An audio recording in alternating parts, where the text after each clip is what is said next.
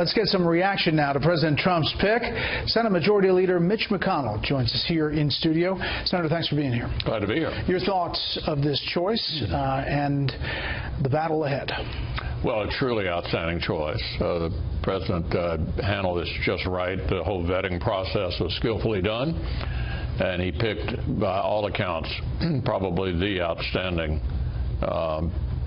federal circuit court and judge in the whole country. Well, before I get to the immediate reaction from Democrats, why is he the right pick? Why is Gorsuch the right judge for this time? Well, he's a brilliant writer. He's a strict constructionist. He doesn't believe that judges ought to kind of make it up on the fly. They shouldn't legislate from the bench. And that's the kind of judge I think people would like to have in a position like that, not somebody who's got favorites or plays favorites and trying to reach decisions to reinforce their political biases. This guy's a truly outstanding choice. House Minority Leader Nancy Pelosi was just on air a short time ago, and she said this about the appointment. It's a very hostile appointment. Hail fellow, well met, lovely family, I'm sure. But as far as your family is concerned, and all of if you breathe air, drink water, eat food, take medicine, or in any other way interact with the courts, this is a very bad decision.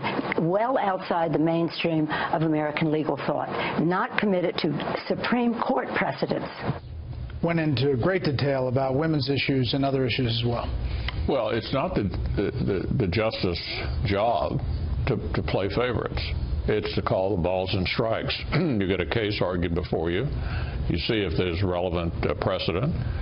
There's no indication he's not someone who would follow precedent. The Democrats are going to object to whoever was appointed. I mean, if it hadn't been one argument, it'd be another. The House won't have any involvement in this. This will be a Senate issue. We are involved in confirming Supreme Court justices. A number of Democrats have already indicated tonight that they don't think filibustering this judge is a good idea. I think that's an encouraging sign that there are enough Democrats in the Senate with an open mind to judge this nominee on the merits. You need 8. We will ultimately, yeah. Mm-hmm. Can you get 8? We'll find out, won't we? Yeah. How do you get 8? Well, I'm going to give the Democrats an opportunity to take a look at this nominee. He'll be meeting with everybody. He'll be having hearings. There'll be ample opportunity to assess his credentials. And I'm hoping at the end of the day they'll conclude that this nominee should be given what we call an up or down vote. That is, not stopped on a procedural vote. And that's what happened to Justice Alito, for example. They required him to get 60 votes. He did, and then he was subsequently confirmed. Democrats say this. They say that they should fight, and they should fight hard because of the way you dealt with Merrick Garland. Here is the Senate Minority Leader talking on that issue. Clearly what they did with Garland was wrong, but we're not playing tit for tat here. We're not going to do what the Republicans did, but if the candidate's out of the mainstream, I can tell you I will fight, and my caucus will fight tooth and nail against them. They won't have 60 votes to put in an out-of-the-mainstream nominee, and then they'll have to make a choice, change the rules. It's going to be very hard for them to change the rules because there are a handful of Republicans who believe in the institution of the Senate and don't change the rules. So you understand the pressure that'll be on the Democrats to hold the line, even these Democrats from red states. Yeah, look, the facts are not irrelevant. The Garland nomination was in the middle of a presidential election year, not at the beginning of a term. The Senate had not confirmed a vacancy in the middle of a presidential election year in 80 years. This is the beginning of an administration. So let's look at how Bill Clinton was treated and how Barack Obama was treated. Clinton had 2 nominees for the Supreme Court in his first term. Both of them were confirmed without a filibuster. Obama had 2 nominees to the Supreme Court in his first term. Both of them were confirmed without a filibuster. We were in the minority. We could have filibustered the judges. We didn't do it. So last year's vacancy in the middle of a presidential election year has nothing whatsoever to do with a vacancy at the beginning of a 4-year term. There are other cases where nominees have been moved forward in presidential election years, though.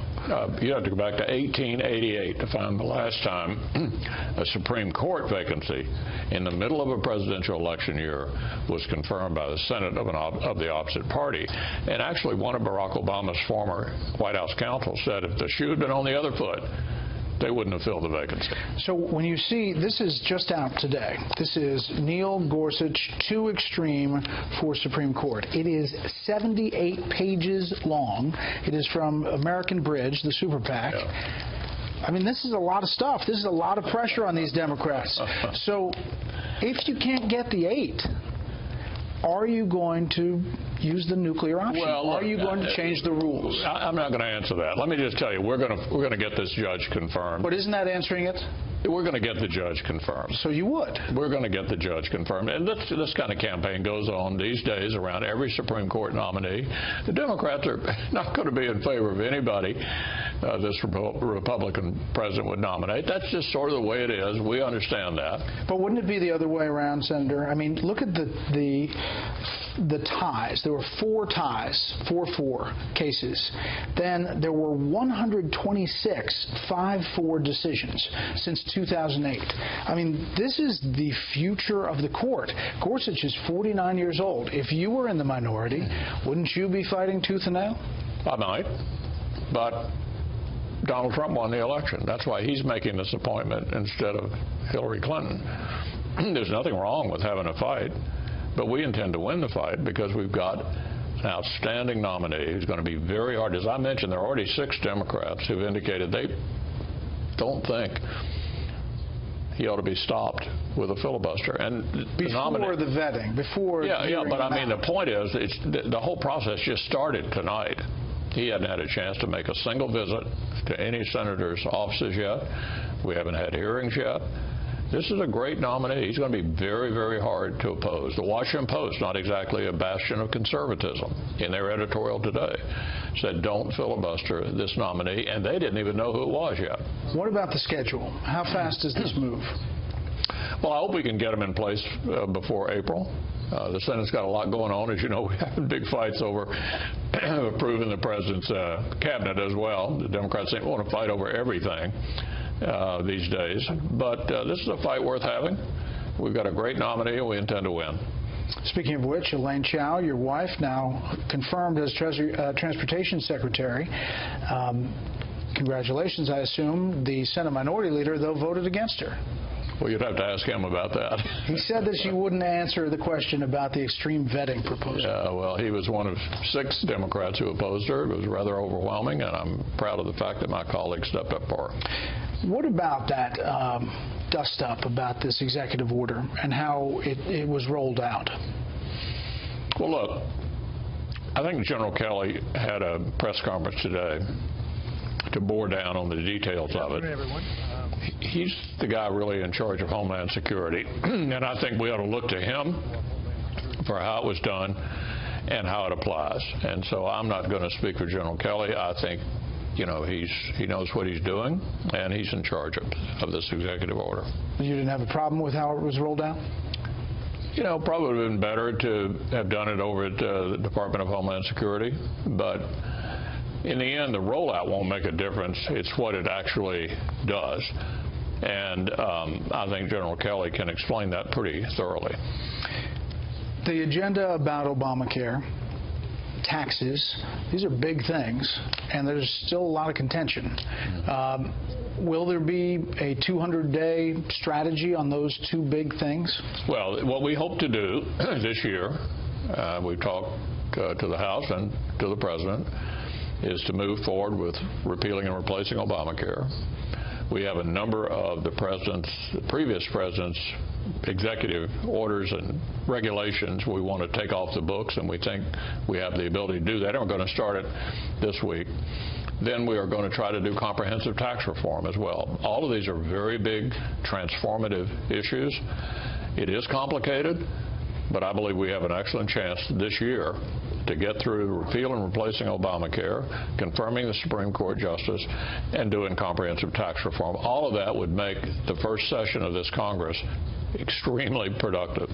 Right, but that is very optimistic, considering that you're only at 3, maybe 4 by tomorrow cabinet nominees that have got through the confirmation process. Don't you see an obstructionist Democratic part of the Senate that is really going to cause you problems? Well, they're trying to.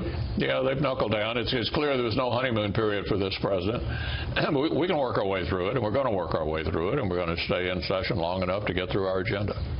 The debt ceiling mid-March? That'll have to be dealt with when the administration says it's time to do it. We're not going to default on our national debt for the first time in history. It's a busy time.